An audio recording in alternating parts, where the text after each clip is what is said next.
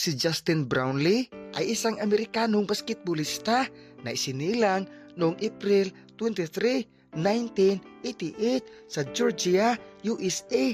Naglaro siya sa kolehiyo para sa St. John's University kung saan ipinakita niya ang kanyang husay bilang isang all-around player.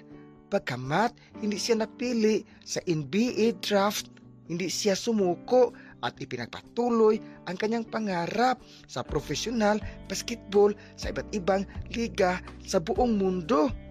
Mga Lodi, alam ba ninyo, noong 2016, dumating na si Brownlee sa Pilipinas bilang import ng Barangay Hinebra, San Miguel sa Philippine Basketball Association.